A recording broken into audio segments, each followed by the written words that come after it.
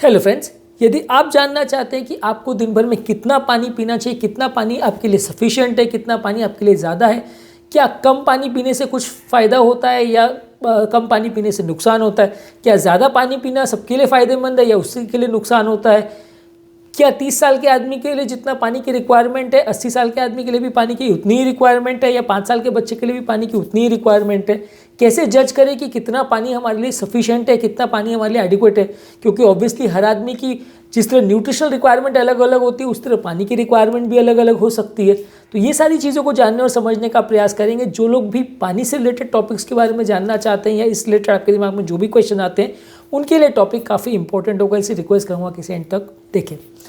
आते हैं आज का टॉपिक पर। आज का टॉपिक है कितना पानी हमें दिन भर में पीना चाहिए। ज़्यादातर स्टडीज़ या इस तरह की जो डेटा है वो कहती है कि एवरेज आदमी को दिन भर में लगभग 8 गिलास पानी पीना चाहिए। एक गिलास को अगर हम मान के चले तो लगभग 250 ml का गिलास होता है, तो 8 गिलास लगभग 2 लीटर्स के आसपास है।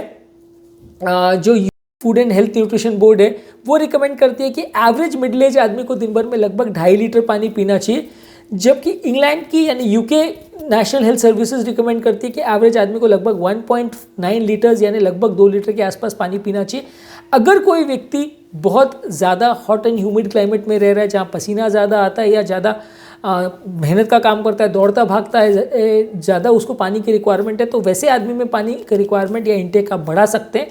पर अगर आपकी एक नॉर्मल सीडेंट्री लाइफस्टाइल है जिसमें आपका रूटीन अमाउंट ऑफ चलना दौड़ना है, बहुत ज़्यादा भी नहीं बहुत कम भी नहीं, तो आपके लिए ये लगभग एडिक्वेट माना जाएगा कि आप लगभग दिन भर में 2 लीटर के आसपास या 2 से 2.5 लीटर के बीच में मेंटेन करें तो पानी ज़्यादा अच्छा है। अब आते हैं एज ग्रुप के हिसाब से कैसे डिसाइड होगा। अगर कोई छोटा बच्चा है तो 6 महीने से छोटे बच्चे के लिए तो रिकमेंडेड है कि उसको माँ का दूध ही पीना चाहिए, एक्स्ट्रा पानी नहीं पीना चाहिए। 6 महीने के बाद आप बॉटल से पानी पी सकते हैं। तो ऑब्वियसली इसमें बच्चे की कितनी रिक्वायरमेंट है वो कोई प्रॉपरली डिफाइंड नहीं है। बच्चा अगर हार्ट फेलियर है तो ऑब्वियसली उसको कम पानी देंगे, लेकिन अदरवाइज ऑन एन एवरेज आप मान के चलिए अगर बच्चा टॉप फीड पर है या 6 महीने के बियॉन्ड है तो लगभग उसको दिन भर में आधा से 1 लीटर पानी दिया जा सकता है, आधा लीटर मान के चलिए। अगर कोई बच्चे की उम्र 12 महीने से ज़्यादा है, बच्चे की एज अगर इन्फेंट ग्रुप में नहीं आता, बॉटल से फीड नहीं कर रहा, वो 12 महीने से लगभग अगर 15-20 साल तक की एज का आदमी है तो उसको जितना उसकी एक्टिविटीज़ है उसके हिसाब से डिसाइड होगा। जो लोग बहुत गर्म एनवायरनमेंट में रह रहे हैं उनको ज़्यादा पानी पीना है, जो लोग की एक्टिविटीज़ बहुत ज़्यादा है, ज़्यादा दौड़ते खेलते भागते हैं, धूप में ज़्यादा काम करते हैं, उनको ज़्यादा पीना है। ऑन एन एवरेज बच्चों को लगभग 1 गिलास जूस से ज़्यादा जूस रिकमेंडेड नहीं है, पर लेकिन पानी वो अगर ज़्यादा भी ले तो कोई नुकसान नहीं है, एज लॉन्ग एज उनका हार्ट और किडनी का फंक्शन कंपेरेटिवली नॉर्मल है। अगर किडनी की बीमारी है तो अर्ली स्टेजेस में आपको ज़्यादा पानी पीना है, हार्ट की बीमारी है तो आपको अगर हार्ट फेलियर है तो कंपेरेटिवली कम पानी पीना है। हार्ट फेलियर से रिलेटेड पानी का क्या रिक्वायरमेंट है और कैसे डिसाइड होता है उसके बारे में हमने एक सेपरेट वीडियो किया है जो कि आप मेरे चैनल पर देख सकते हैं। आज उसके डिटेल्स में नहीं जाएंगे, आज हम बेसिकली एज के हिसाब से डिसाइड करेंगे कि किसको कितना पानी पीना चाहिए।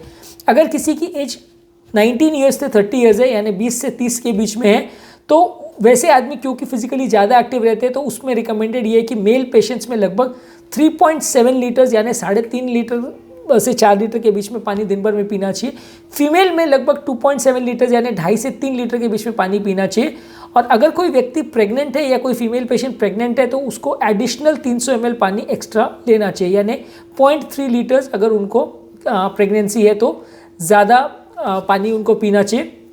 जो लोग उम्र दराज है उसमें ऐसा पाया गया है कि जो लोग बॉडी उनकी डिहाइड्रेटेड होती है उनको कंपेरेटिवली वो गिरते पड़ते ज़्यादा है, उनको चोट ज़्यादा लगती है, उनको कॉन्स्टिपेशन की प्रॉब्लम ज़्यादा होती है, ब्लैडर के कैंसर की प्रॉब्लम होती है, यूरिन के इन्फेक्शन का प्रॉब्लम होता है, कन्फ्यूजन स्टेट ज़्यादा होता है, कॉन्स्टिपेशन ज़्यादा होता है, किडनी फेलियर होने का चांस ज़्यादा होता है और घाव भरने में कंपेरेटिवली टाइम ज़्यादा लगता है। तो इसलिए डिहाइड्रेशन से रिलेटेड ये सारी प्रॉब्लम्स होती है। अगर आपकी उम्र ज़्यादा है तो आपको कंपेरेटिवली ज़्यादा पानी पीना चाहिए। मान के चलिए उम्र दराज पेशेंट में रिक्वायरमेंट पानी का लगभग 2 से 2.5 लीटर के आसपास आप प्रिज्यूम कर सकते हैं। अब बात करेंगे सोर्सेज क्या है पानी के। ऑब्वियसली पानी अगर आप डायरेक्ट पीते हैं तो उसमें 100% पानी होता है। इसके अलावा अगर आप फैट फ्री मिल्क लेते हैं, कॉफ़ी लेते हैं, जूसेस लेते हैं या कुछ हरी साग सब्जी वगैरह लेते हैं जैसे कि पालक है, मेथी है, ये सारी चीज़ें को लेते हैं तो उसमें लगभग 90 से 99% पानी रहता है। वाटरमेलन में भी 90 to 99% पानी रहता है। इसके अलावा अगर आप थिक फ्रूट जूस लेते हैं, दही लेते हैं, एप्पल्स, पियर्स, ऑरेंजेस ये फ्रूट्स लेते हैं और गाजर या ब्रोकोली इस तरह के अगर फ्रूट्स लेते हैं या वेजिटेबल्स लेते हैं तो उसमें 80 to 90% पानी रहता है।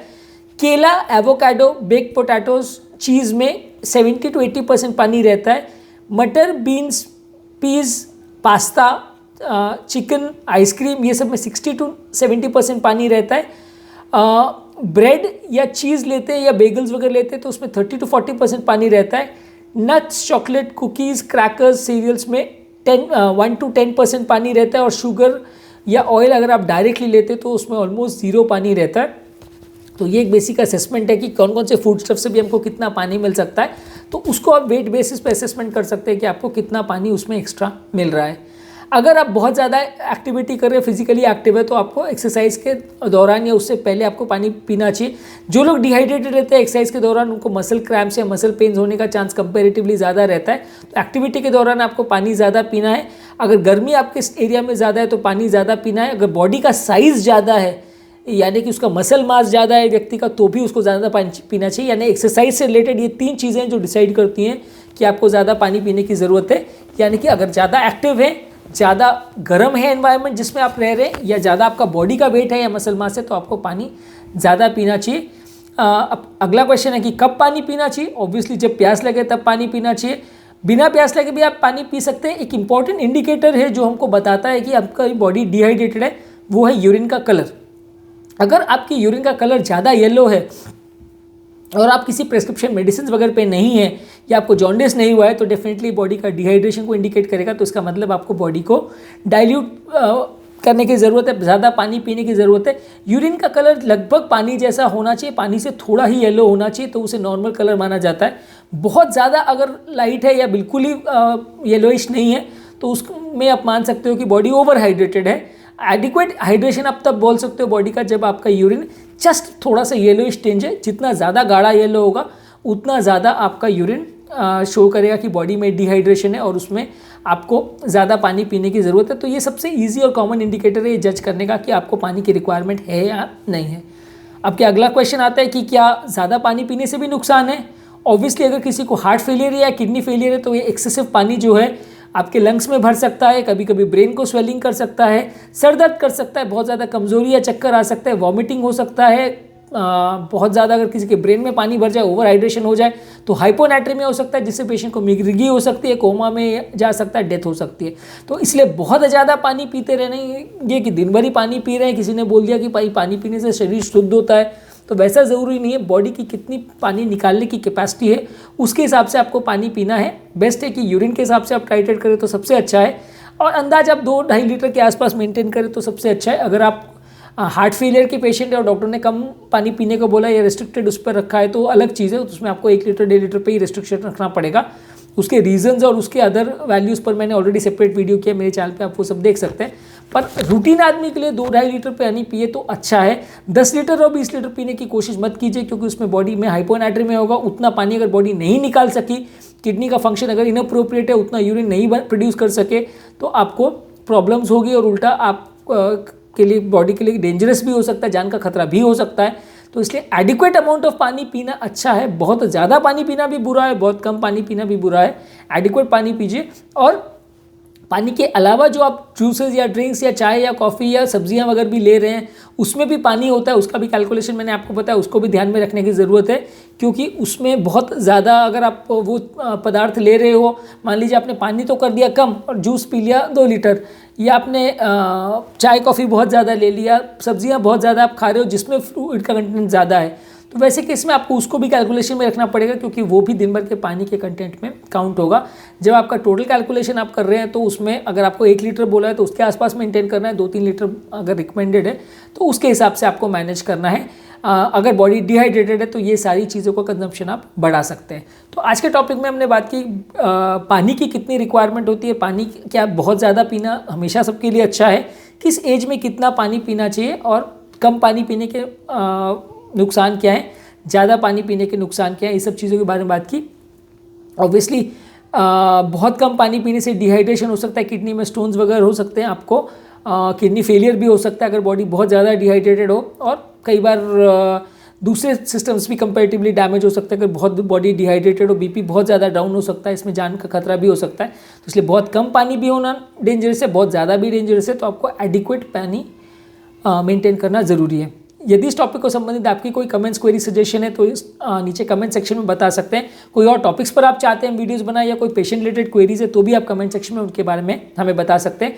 जो लोग हमारे चैनल पर नए हैं उन्हें रिक्वेस्ट करूँगा कि चैनल को सब्सक्राइब करें। ऐसा करने से हमें इंस्पिरेशन और मोटिवेशन मिलेगी चैनल को कंटिन्यू करने के लिए, और आपको हमारे हर नए वीडियो का नोटिफिकेशन मिल जाएगा, ताकि आप हमारे नए कंटेंट को जब भी हम अपलोड करें आपको नोटिफिकेशन मिलेगा तो आप उसका फ़ायदा ले सकते हैं। अंत में मैं डॉक्टर नवीन अग्रवाल तहे दिल से आपका शुक्रिया अदा करूँगा कि आपने इस टॉपिक को एंड तक देखा। आपकी हेल्थ रिलेटेड जो भी बीमारी है उससे रिलेटेड हमारे चैनल पे बहुत सारे प्लेलिस्ट हैं, जैसे हार्ट फेलियर है, किडनी प्रॉब्लम्स है, डाइट है, एक्सरसाइज है, डायबिटीज़ है, हाइपरटेंशन है, एंजियोप्लास्टी है, बाईपास है, बहुत सारी चीज़ों से रिलेटेड टॉपिक्स हैं हमारे चैनल पर। ये सारे प्लेलिस्ट में डिवाइडेड है। आपको जिस भी बीमारी से आप या आपके रिलेटिव्स ग्रसित है वो प्लेलिस्ट पर आप मेरे चैनल पर जाइए, और उस प्लेलिस्ट में आपको संबंधित जो भी वीडियोज़ है तो आप उन्हें देख के फ़ायदा उठा सकते हैं। एज सच बहुत सारे वीडियोज़ है चैनल पे अपलोड किए हुए, तो आपको आपका स्पेसिफिक टॉपिक ढूंढने में मुश्किल होगी, तो प्लेलिस्ट पर आप जाके आपके लिए जो इंपॉर्टेंट टॉपिक्स है उनको आप देख सकते हैं।